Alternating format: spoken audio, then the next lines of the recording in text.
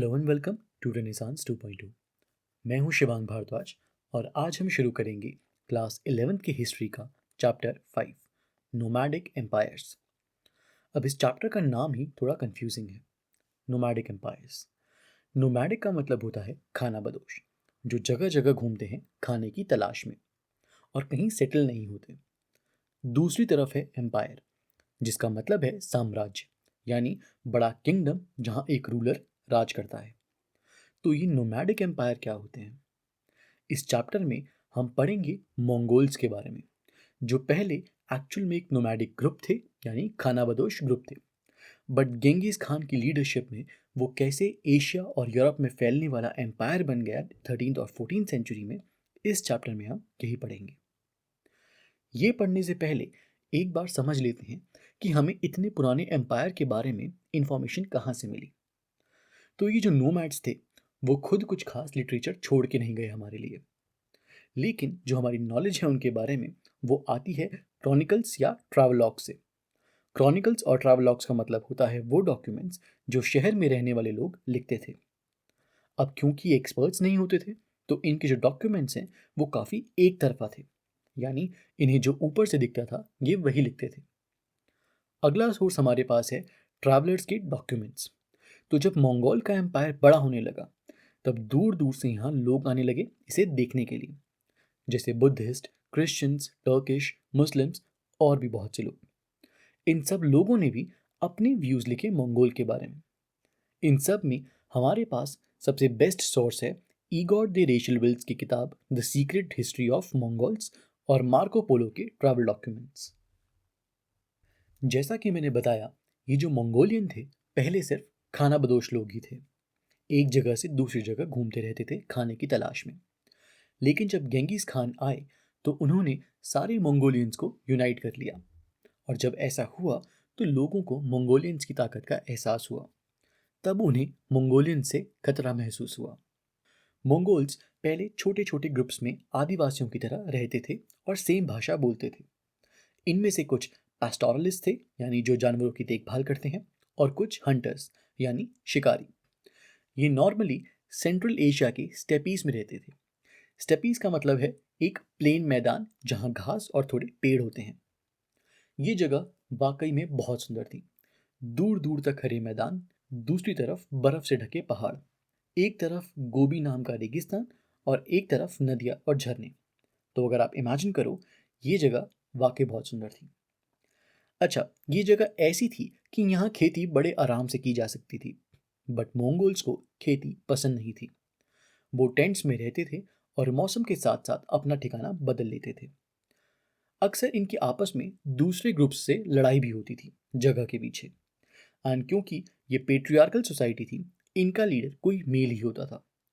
Patriarchal society का मतलब जहाँ मेल्स को ऊपर रखा जाता है और फीमेल्स को सिर्फ घरों के कामों के लिए रखा जाता है। ये थे गेंगिस खान। अब इनकी ज़िंदगी के बारे में भी थोड़ा जानते हैं। गेंगिस खान का जन्म 1162 में ओनोन नदी के पास हुआ था, जो आज के टाइम पे मंगोलिया में है। इनका असली नाम गेंगिस नहीं था, वो इन्हें बाद में दिया गया। इनका असली नाम था तेमुजीन और ये कियत क्लैन के चीफ येगुटाई के बेटे थे। इनका बचपन बहुत कठिनाइयों से गुजरा। इनके पिता को दूसरे ट्राइब ने मार दिया और तब गेंगिस खान की उम्र काफ़ी कम थी।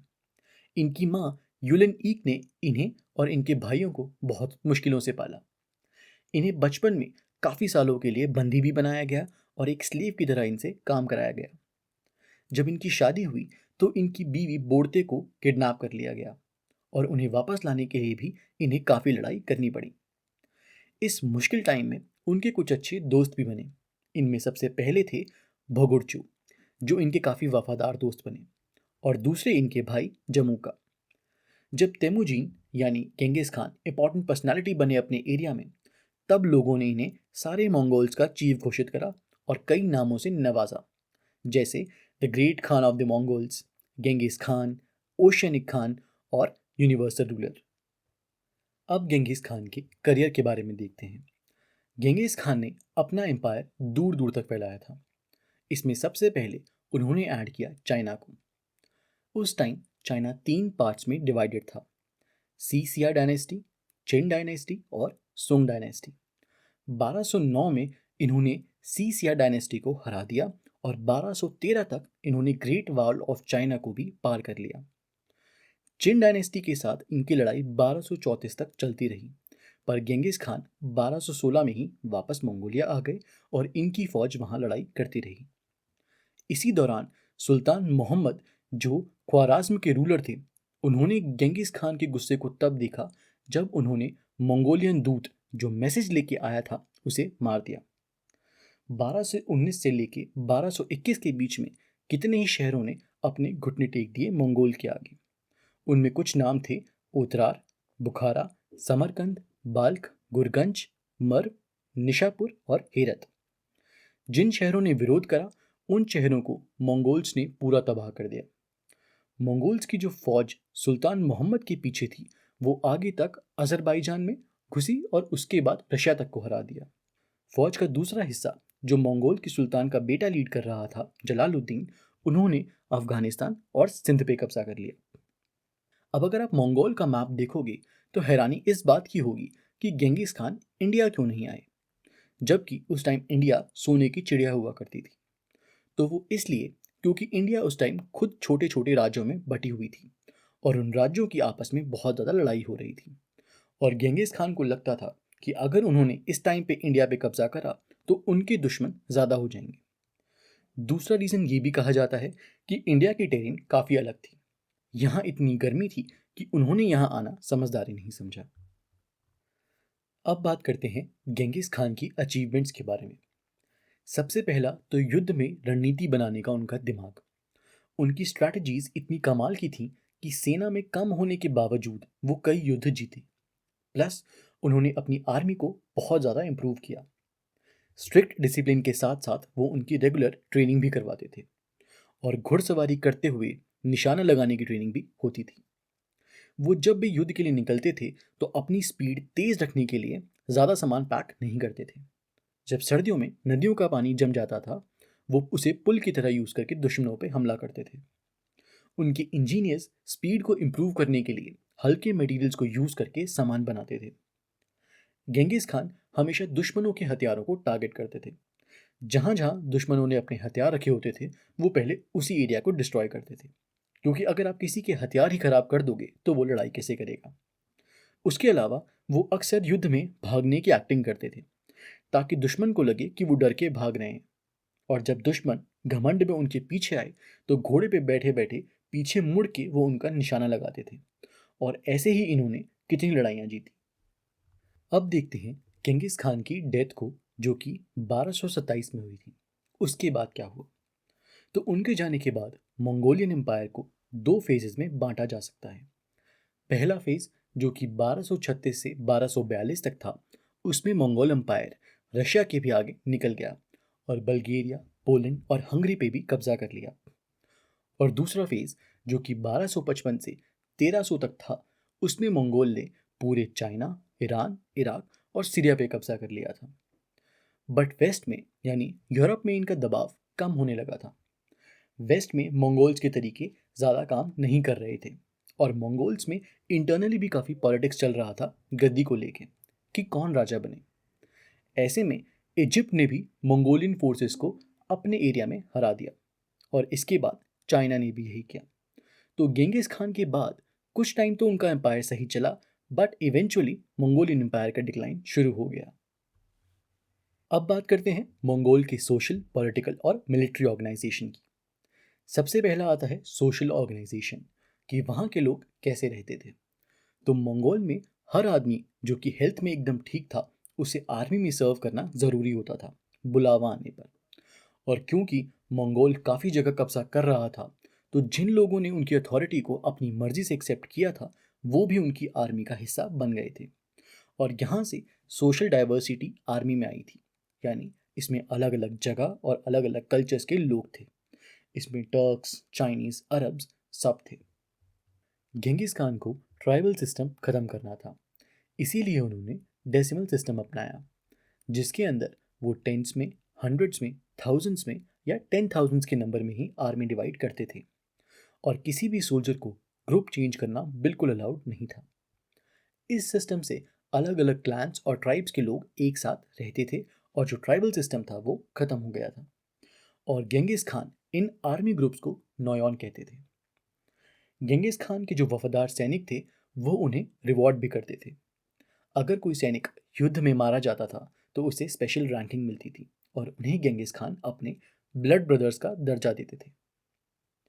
उनकी पॉलिटिकल ऑर्गेनाइजेशन की अगर बात करें तो गेंगिस खान उलू सिस्टम को फॉलो करते थे। जितने भी एरियाज पे उन्होंने कब्जा किया था वो अपने 4 बेटों को मेंटेन करने के लिए बोलते थे, तो यानी 4 उलूस। जो सबसे बड़ा बेटा था जोची, उसे रशियन स्टेपी का रीजन दिया कंट्रोल करने के लिए। दूसरा बेटा यानी चागाताई को उन्होंने दिया ट्रांस ऑक्सियाना का रीजन, जो कि रशिया के साइड में ही था। गेंगिस खान ने अपने तीसरे बेटे जो ओगोदोई थे उन्हें अपनी गद्दी का वारिस घोषित किया और वो अपनी राजधानी जो कि कराकोरम थी वहीं से सारी चीजें देखते थे। और जो सबसे छोटा बेटा था उसे पुश्तैनी मंगोल मिला। गेंगिस खान ने सोचा था कि उनके बेटे उनका एम्पायर मिलके चलाएंगे। अब देखते हैं मंगोल में ट्रेड यानी व्यापार कैसे होता था। तो गेंगिस खान के टाइम पे ऑलरेडी एक एफिशिएंट कम्युनिकेशन सिस्टम था जिसे यम बोलते थे। इसमें गेंगिस खान ने हर थोड़ी थोड़ी दूरी पे अपने सैनिक तैनात कर रखे थे क्विक कम्युनिकेशन के लिए। अब जाहिर सी बात है कि इस सिस्टम को मेंटेन रखना मुश्किल है, क्योंकि इतना बड़ा एम्पायर है तो कितने ज़्यादा लोग लगेंगे इस सिस्टम को चलाने के लिए। इसके लिए उन्होंने कुबकुर टैक्स निकाला था जिसमें लोगों को अपने हर्ड का यानी अपने जानवरों या सामान का 1/10 10वां हिस्सा देना होता था। और ये टैक्स लोग अपनी मर्जी से देते थे क्योंकि उन्हें पता था कि इसके साथ बहुत सारे फायदे भी आते हैं। जब मंगोल्स ने यूरोप और चाइना पे प्रॉपर तरीके से कंट्रोल कर लिया था तब उन्होंने चाइनीज सिल्क रूट का अच्छा सा यूज़ किया था। और कहा जाता है कि मंगोल्स के टाइम पे सिल्क रूट पे हाईएस्ट ट्रेड होता था और ये सिल्क रूट आगे मंगोलिया तक भी एक्सटेंड होता था। मंगोल में उनके लोगों के लिए कम्युनिकेशन और ट्रैवल के लिए खास इंतजाम थे और वो काफ़ी सेफ फील करते थे। अब ताकि ट्रेडर्स यानी व्यापारी जो दूसरी जगहों से आते थे वो भी इतना सेफ फील कर सकें, उनके लिए बाज टैक्स लगाया जाता था जिससे ट्रेडर्स को भी सेफ्टी और एश्योरेंस मिलती थी। हमेशा से जो जीते हुए शहर होते थे वहाँ पे किसानों को मार दिया जाता था और वहाँ के खेतों को ग्रेजिंग लैंड बना दिया जाता था। बट 1270 में गेंगिस खान के ग्रैंडसन यानी पोते ने उन्हें मारने से इनकार कर दिया। इससे मंगोल की लीडरशिप में दरार तो आई बट कई पेजेंट्स की जान भी बच गई। गेंगिस खान येसा का पालन करते थे। येसा का मतलब था द कोड ऑफ लॉ यानी कानून और नियम, और इसे वो हमेशा चीफ्स की मीटिंग में डिस्कस करते थे जिसे किरिलताई बोलते थे। येसा में बेसिकली मंगोलियन ट्राइब के कॉमन और पुराने तौर तरीके थे और ये गेंगिस खान इसलिए लेके आए थे क्योंकि जब मंगोल्स का एरिया काफ़ी बड़ा हो गया था तब भले ही उनका कब्जा हो उस एरिया पे बट वो नंबर में हमेशा कम ही रहते थे। इसीलिए लोगों को अपने साथ जोड़ने के लिए और मंगोलियंस को एक रखने के लिए ये लॉ बनाया गया था। इसे वो Genghis Khan code of law कह के बताते थे। मंगोल के लिए गेंगिस खान सबसे ग्रेट लीडर थे। उन्होंने मंगोलियंस को जो ट्राइबल वॉर्स में बिजी थी नोमैड्स से एम्पायर बनाया, लोगों को प्रॉस्पेरस बनाया, ट्रेड रूट्स बनाए जिससे दुनिया भर से लोग ट्रेडिंग के लिए आते थे। गेंगिस खान के राज में बहुत से धर्मों के लोग आते थे। इवन मंगोल में खुद बहुत रिलीजन के लोग थे जैसे शमन, Buddhism, Christianity, Islam. But Genghis Khan ने कभी भी अपने रिलीजन को अपने रूल करने के बीच में आने नहीं दिया। मंगोल एम्पायर में अलग अलग धर्म थे, अलग अलग भाषा थी, अलग अलग विश्वास थे लोगों में, बट कभी भी इन डिफरेंसेस ने गेंगिस खान को परेशानी नहीं दी। आज के टाइम पे जब मंगोलिया पे बहुत साल तक रशिया का कंट्रोल रहा, वो अपनी एक अलग पहचान बनाने की कोशिश कर रहा है एक इंडिपेंडेंट देश की तरह। और गेंगिस खान को आज भी लोग एक सिंबल की तरह याद करते हैं और उनसे लोगों को हिम्मत और जज्बा मिलता है। तो ये था हमारा 5th चैप्टर नोमैडिक एम्पायर्स और ये हैं इस चैप्टर के इंपॉर्टेंट क्वेश्चंस। अगर आपको ये चैप्टर अच्छा लगा तो इस वीडियो को लाइक और शेयर करें और चैनल को सब्सक्राइब करना ना भूलें, क्योंकि जितना आप मुझे सपोर्ट देंगे उतना ही मुझे मोटिवेशन मिलेगा इन वीडियोस को आगे बनाने का। Till then, Keep learning, and I'll see you in the next chapter.